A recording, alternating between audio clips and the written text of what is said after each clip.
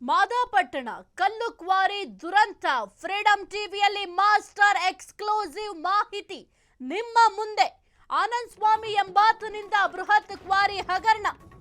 ಮಾದಾಪಟ್ಟಣ ಕಲ್ಲು ಕ್ವಾರಿ ದುರಂತ ಫ್ರೀಡಂ ಟಿವಿಯಲ್ಲಿ ಮಾಸ್ಟರ್ ಎಕ್ಸ್ಕ್ಲೂಸಿವ್ ಮಾಹಿತಿ.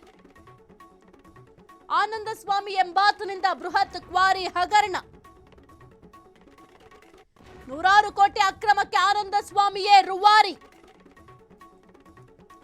ಎಲ್ಲಾ ಕ್ವಾರಿ ಮಾಲೀಕರನ್ನ ಹೆದರಿಸಿ ಅಕ್ರಮ ಕ್ರಷರ್ ದಂಧೆ. 30 ಎಕರೆಗೂ ಹೆಚ್ಚು ಸರ್ಕಾರಿ ಜಮೀನಿಗೆ ಬೇಲಿ. ಗಣಿ ಇಲಾಖೆ ಅಧಿಕಾರಿಗಳಿಗೆ ಲಂಚ ಕೊಟ್ಟು ಕ್ರಷರ್ ದಂಧೆ. 16ಕ್ಕೂ ಹೆಚ್ಚು ಕ್ವಾರಿಗಳಿಗೆ ಈತನೇ ಮಾಲೀಕ. ಎಲ್ಲ ಅಕ್ರಮ ಕ್ವಾರಿಗಳಿಗೆ ಆನಂದ ಸ್ವಾಮಿಯೇ ರೂವಾರಿ.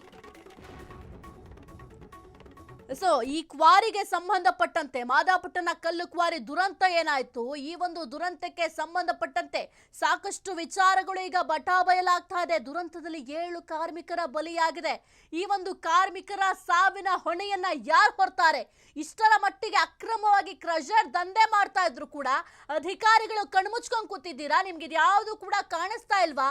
7 ಕಾರ್ಮಿಕರ ಬಲಿಯಾಗಿದ್ಯಲ್ಲ, ಈ ಒಂದು ಬಲಿಯ ಹೊಣೆಯನ್ನ ಅಧಿಕಾರಿಗಳು ಹೊರ್ತೀರಾ ಅಥವಾ ಕ್ವಾರಿ ಮಾಲೀಕರು ಹೊರ್ತಾರಾ?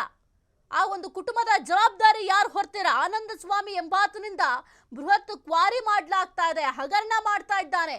ಇಷ್ಟರ ಮಟ್ಟಿಗೆ ದೊಡ್ಡ ಪ್ರಮಾಣದಲ್ಲಿ ಹಗರಣ ಆದ್ರೂ ಕೂಡ ನಮ್ಮ ಅಧಿಕಾರಿಗಳಿಗೆ ಕಾಣಿಸ್ತಾ ಇಲ್ವಾ? ಕಾಣಿಸಿದ್ರು ಕೂಡ ಜಾಣ ಕುರುಡರಂತೆ ವರ್ತಿಸ್ತಾ ಇದ್ದೀರಾ ಅಥವಾ ಅವರು ಕೊಟ್ಟಂತಹ ಲಂಚದ ಆಸೆಗೆ ಸುಮ್ಮನಾಗಿದ್ದೀರಾ? ನೀವು ಪಡೆದಂತಹ ಲಂಚ 7 ಜನರ ಜೀವ ಹೋಗಿದೆ. ಇನ್ನು ಎಷ್ಟು ಜನರ ಜೀವ ತೆಗೆದುಕೊಳ್ಬೇಕು ಅಂತ ಅನ್ಕೊಂಡಿದ್ದೀರಾ?